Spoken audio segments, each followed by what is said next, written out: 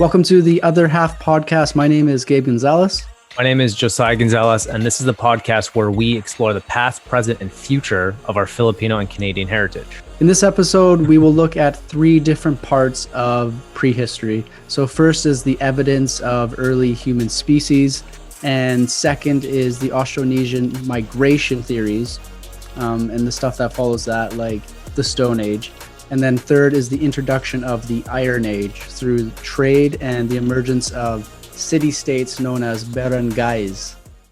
So the first part of this, the first evidence of early human species in 2018, a study conducted by Thomas Ingeko, someone correct me, suggests that somewhere between 777,000 and 631,000 years ago, the evidence of the first Homo species arrived on the island. So this evidence was backed by a find of a rhino skeleton and then other remains of different animals, deers, birds, and whatnot. Skeletons that appear to have been butchered by specialized tools. So they found like stone tools and like flakes of stone tools, and then cut marks on the skeleton. So this is what they presume to be Homo species cutting up these animals. Yeah, these were like early hominids, maybe like Denisovans. I don't know if they were there at that time, but this was all during like the Pleistocene era.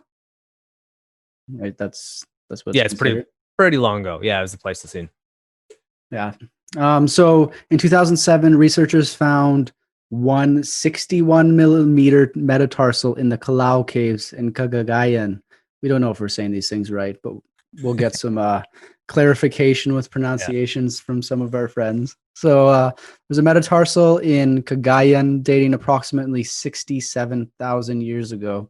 There were two more excavations in 2011 and 2015, which they found toe bones, some teeth, finger bones, and part of a femur as well.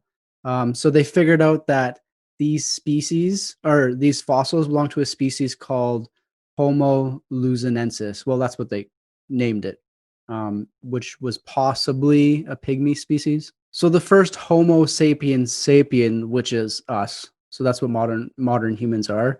That evidence was found in the Tabon caves in Palawan, and they were given the name Tabon man.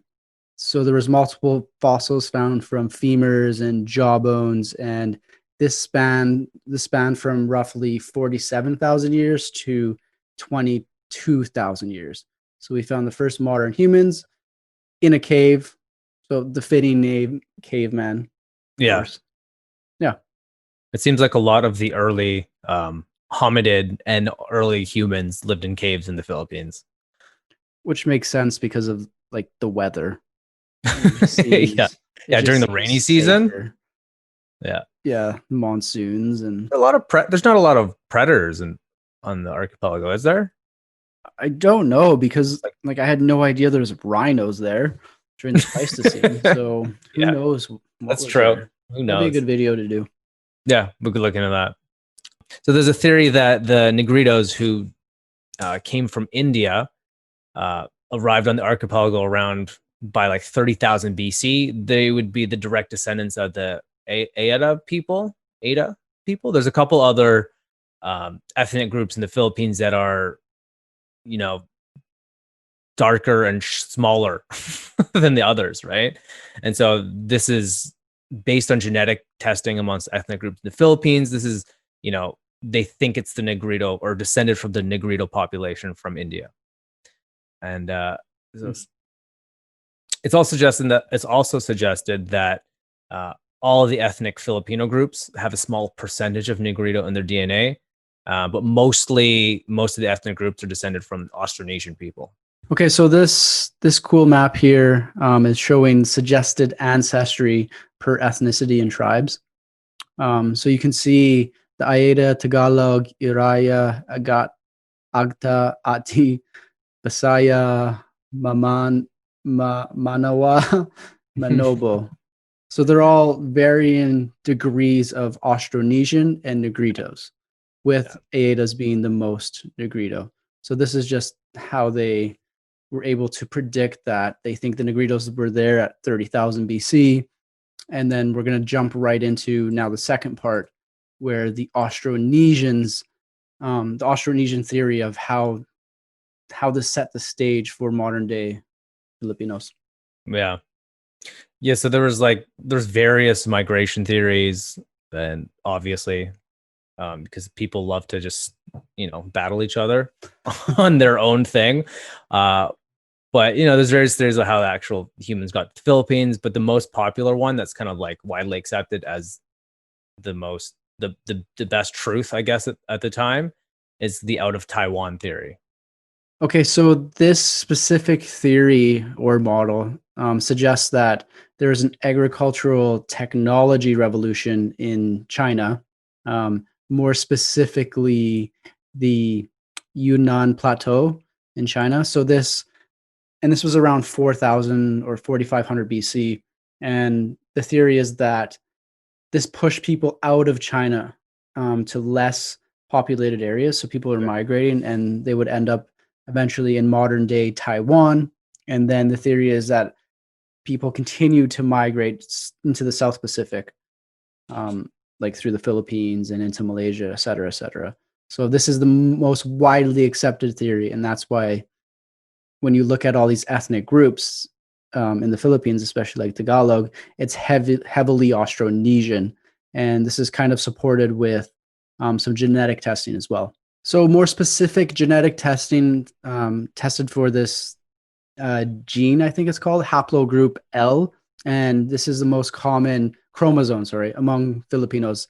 And it's also a particular chromosome for Chinese, Koreans, Vietnamese. So this is where they think that this specific chromosome in DNA came out of like the Austronesian expansion is what they called it. But Filipinos also have another chromosome that's common, which is called the haplogroup H.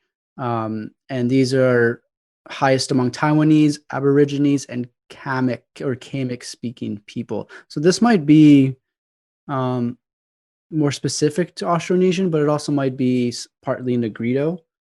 That's just my conclusion. Well, yeah, that's I'm guessing because with the Negritos, I think the Negrito expansion they also came through like Vietnam as well.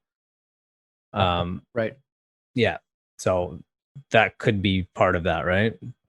Yeah, and I mean, because it's so far back, like this is all just like conclusions based on some deductive reasoning, and it's not like hard scientific evidence, right? So like the genetic testing gives us a good baseline, kind of track these ethnic groups, but it's not considered truth, like complete true, right?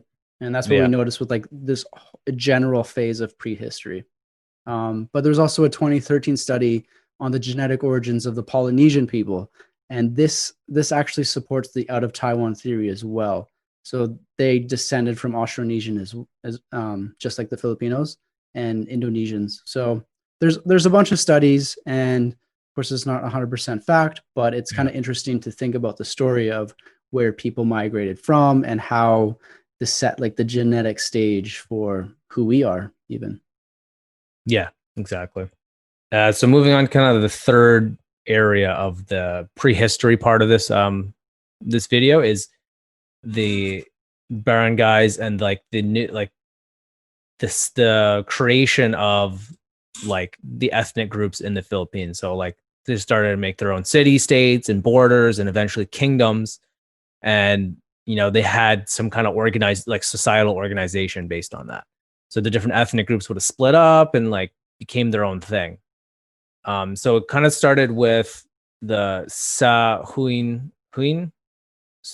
culture that was in Vietnam, and it showed an extensive trade network all over the South Pacific and all the way up into China. And they traded like beads, jewelry, pottery, different objects, and that kind of just showed the the people on the islands and all over like the Austronesian areas that they started trading. Yeah, and that's like, and they traded like bronze. So this was like the early metal age, I guess is what they call it. So like before this, we forgot to mention that it was like the Stone Age. So the Stone Age was up until I want to say like 500 BC. So like the Pleistocene and then the Stone Age, and within that Stone Age is when we see Homo sapiens sapiens, like the evidence of modern humans. Yeah. Right. And then as we move forward, with more and more trade, we get the Sahuines, and then we enter the Iron Age. And at this time, it's like we see there's evidence of trade with Tamil Nadu. So this is in India. So now we're getting iron brought from like the Indians into the Philippines, and now we're transitioning, and the culture is starting to develop. Obviously, making different buildings and tools and weapons, and yeah, so it's really interesting to think about the story of how it's developing.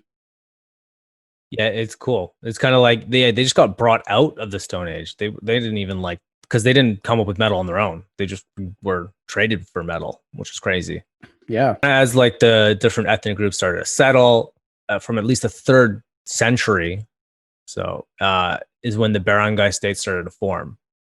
And these were formed by, again, fragmented ethnic groups. So like Tagalogs and the Aidas and the Visaya, they all kind of started their own nation states, which is cool. Their own city states.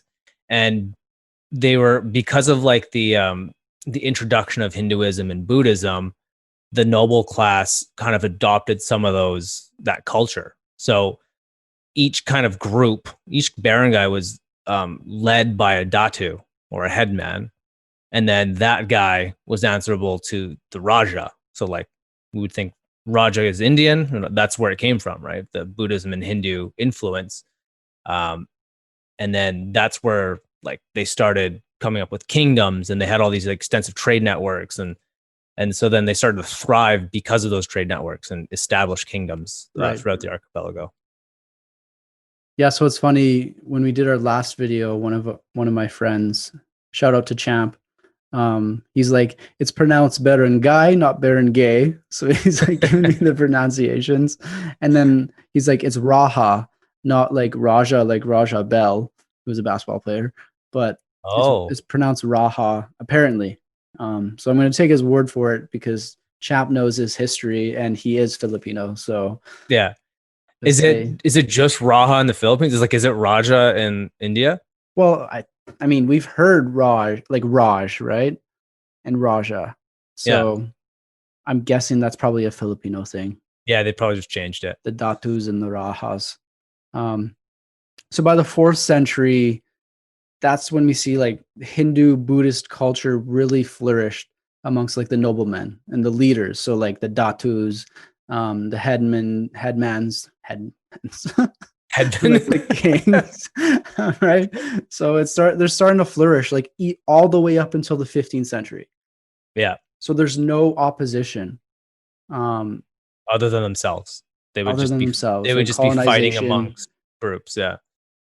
Except we did start to see Islam, right? So once Islam was born, it eventually made its way to the archipelago. Yeah, and it settled in the south. It's actually the Moros. I think we'll talk about this in the next video, but just a fun fact: the Moros were never successfully colonized by the Spanish. Right.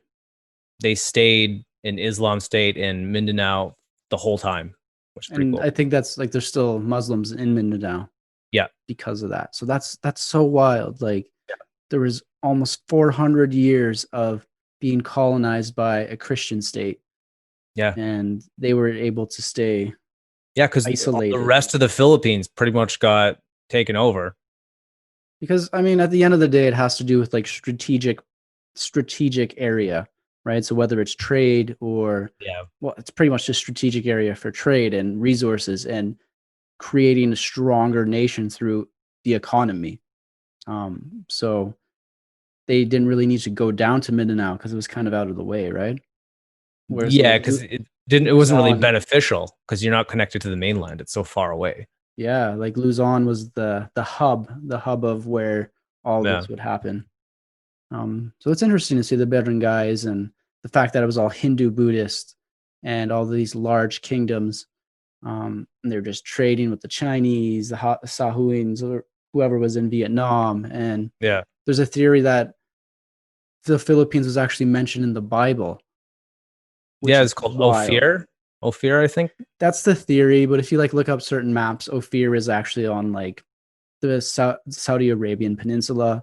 but then people would do like their own analysis and think it's actually the islands more east, which also like includes the Philippines. So we don't actually know what Ophir was, I believe, but it's interesting to think that like all of these different cultures had a name for the Philippines. Yeah. Right. So we don't see, even in the next, right, like even in the Archaic Epoch, which is the next phase that we'll get into, we don't even see the Philippines name yet.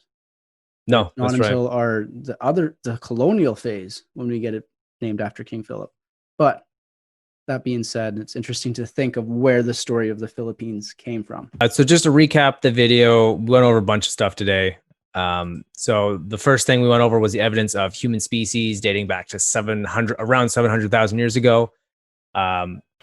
Before the Stone Age, most of the people were probably located in caves from, the fossil record that we have. And then the next part of that would have been the Austronesian expansion and the Negritos, setting the stage for the genetic like profile of Filipinos and modern day Filipinos now.